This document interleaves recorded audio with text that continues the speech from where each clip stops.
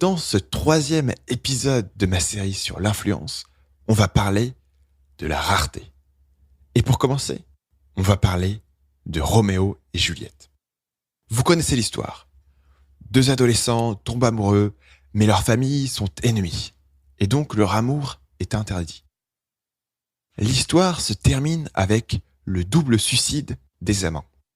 Une question qui est assez évidente face à l'histoire de Roméo et Juliette est que comment Roméo et Juliette, qui sont des adolescents qui se sont connus pendant relativement assez peu de temps, peuvent devenir suffisamment amoureux pour se suicider l'un pour l'autre. L'explication classique, évidemment, serait de dire que Roméo et Juliette est une histoire d'un très grand romantisme et que leur passion est née au premier regard, etc. Mais vous serez surpris de savoir qu'il existe une explication alternative à cette question. C'est ce qu'on appelle l'effet Roméo et Juliette. Cet effet a été démontré dans une expérience qui a été réalisée dans le Colorado en 1972, où les chercheurs avaient pris 140 couples différents et avaient étudié l'impact de différents facteurs sur ces couples.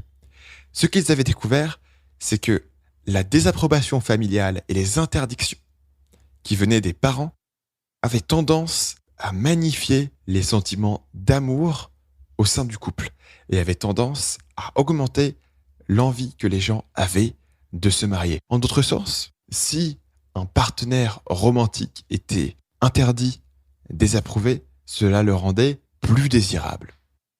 Et l'effet marchait dans le sens inverse également, c'est-à-dire que si la désapprobation des parents et de la famille diminuait, le partenaire devenait moins attractif.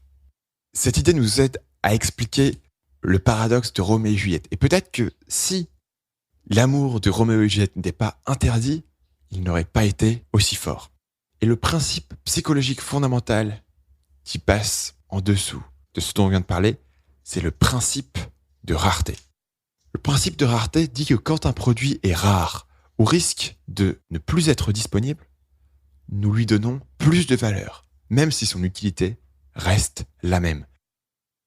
Et ce principe est à l'œuvre dans de très très nombreuses actions marketing. Pour en citer quelques-unes, les soldes sont une application assez basique du principe de rareté. Le système des collectionneurs est une application de ce principe. Et le système de vente aux enchères en est une autre.